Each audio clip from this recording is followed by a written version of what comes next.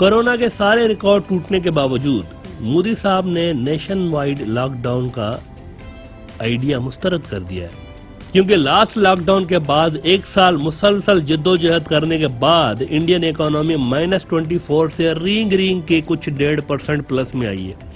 इसलिए अगर दोबारा लॉकडाउन लगता है तो इंडिया की इकोनॉमी मुकम्मल तौर पर कोलैप्स होने जा रही है। लिहाजा रोजाना की बुनियादों पर 4-4 लाख केसेस आने के बावजूद भी सरकार ने लॉकडाउन अभी तक नहीं लगाया, लेकिन फिर भी इंडिया के अंदर जो मुख्तलिफ स्टेट्स हैं उन्होंने मोदी साहब को खल्ली वल्ली करते हुए लॉकडाउन लगा दिया है, ये कहकर के मंदिर वाले बाबू लोग जिंदा रहेंगे तो कमाएंगे ना। आपने ऐसी जगह ला के पटका है देश को कि अब उठना अगले 6-8 साल तक तो मुमकिन नहीं लग रहा। मुंबई, कर्नाटका, हरियाणा, यूपी, मध्य प्रदेश समेत कई स्टेट्स ने शटडाउन इम्पोज कर दिया है।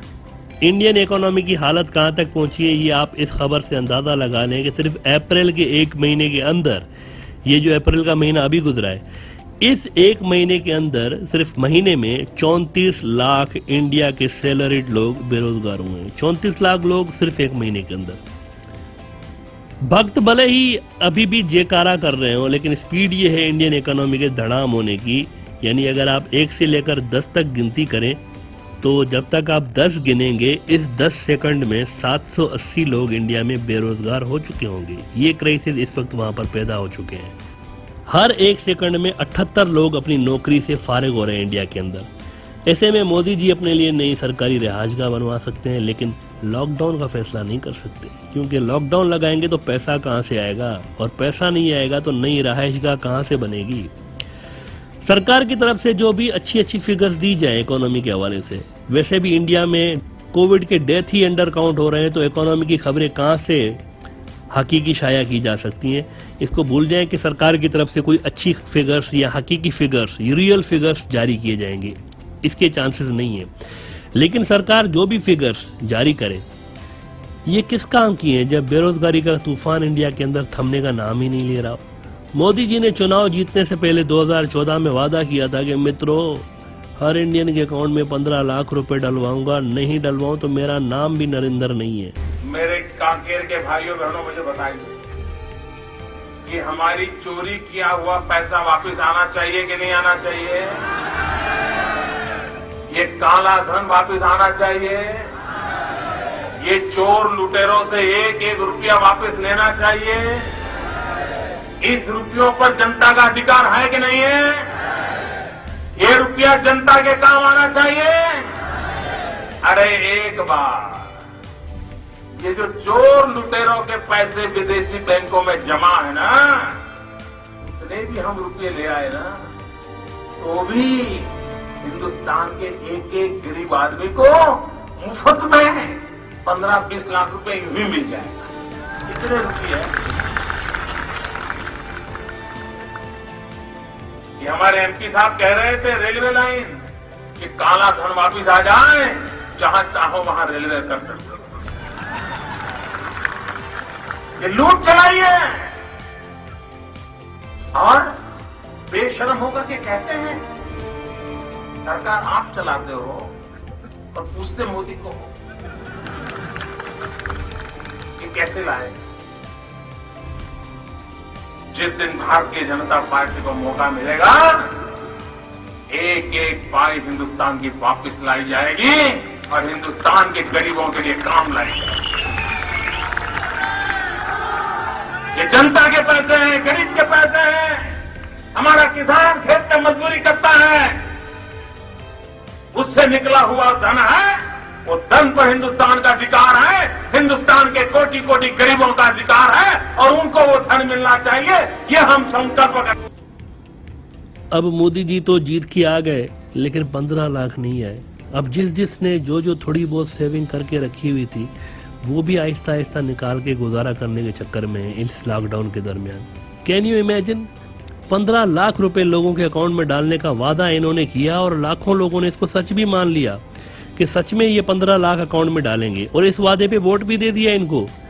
अब बीजेपी से एक सवाल करें तो जवाब मिलता है कि 15 लाख काहे के भाई। जनाब, न्यूयॉर्क टाइम्स लिख रहा है कि India the economy shrinks sharply. As COVID-19 crisis slams small businesses. सबसे ज्यादा इम्पैक्ट अगर हुआ है तो वो छोटे कारोबारों पे हुआ है। दुकानदार, ठेले वाले, स्मॉल वेंडर्स, इन बेचारों की कमर तोड़ दी है बीजेपी सरकार ने। इंडिया का गोदी मीडिया भले ही मोदी जी से ये पूछता रहे कि आप आम काट के खाते हैं या चूस के खाते हैं, आप में तो हमने फकीरी देखी है, आप थकते नहीं है 18-18 घंटे काम करके। लेकिन आलमी मीडिया तो है, और अब आवाजें इंडिया से बाहर से आना शुरू हो गई हैं कि हालात इतने खराब हो चुके हैं, इंडियन इकोनॉमी गिर चुकी है। न्यूयॉर्क टाइम्स लिख रहा है कि मार्च 2020 से लेकर नवंबर 2020 तक 9 महीनों में 14 करोड़ इंडियन शहरियों ने अपनी नौकरियां खोई। 14 करोड़। अच्छा, 14 करोड़ कितना बड़ा नंबर है, हम जरा आपको बता दें। बांग्लादेश की कोई 16-17 करोड़ पॉपुलेशन है, पाकिस्तान की 22 करोड़ पॉपुलेशन है टोटल मुल्क की। और यहाँ बात हो रही है कि इंडिया में 14 करोड़ लोगों ने 9 महीनों में अपनी नौकरियां गंवाई। इससे आप समझ सकते हैं कि किस कदर खतरनाक स्पीड से इंडिया की इकोनॉमी कोलैप्स होती जा रही है। तो सिर्फ हेल्थ की इमरजेंसी नहीं लगी हुई, वहां पर इकोनॉमी की भी वाट लगी हुई है।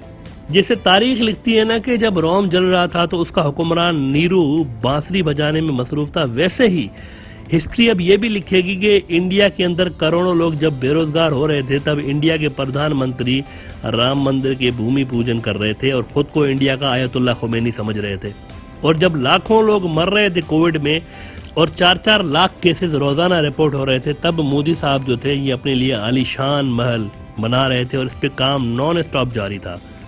और तारीख ये भी लिखेगी कि जब इंडिया में इस कदर तूफान मचा हुआ था तो इंडियन मीडिया के बहुत सारे आउटलेट्स प्रधानमंत्री से ये सवाल पूछ रहे थे कि आपका कुर्ता तो बड़ा अच्छा है, आपकी पर्सनैलिटी को तो अभी लोग नौजवान कॉपी करना शुरू हो गए। पहले तो कोई भगवा कलर पहनता नहीं था, लेकिन आपके आने के बाद तो नौजवान भी भगवा कलर पहनना शुरू हो गए।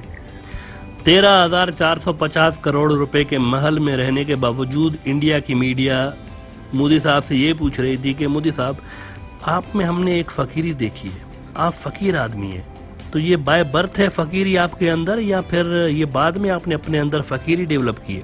बाज़ाब्ता ये सवाल मोदी जी से पूछे गए। आप जरा इंटरव्यू के लेवल देखें, बंदे बेरोजगार हो रहे हैं, इतने सारे क्राइसिस है मुल्क के ऊपर, और सवालात ये पूछे गए हैं मोदी से आज तक कि ये फकीरी डेवलप की है आपने या बाय बर्थ आपके अंदर फकीरी मौजूद रही है? मैं लड़ाई लड़ रहा हूं आपके लिए। भाइयों बहनों, ज्यादा से ज्यादा ये मेरा क्या कर लेंगे भाई? नहीं बताइए क्या कर लेंगे? अरे हम तो फकीर आदमी हैं, झोला लेके चल पड़ेंगे जी।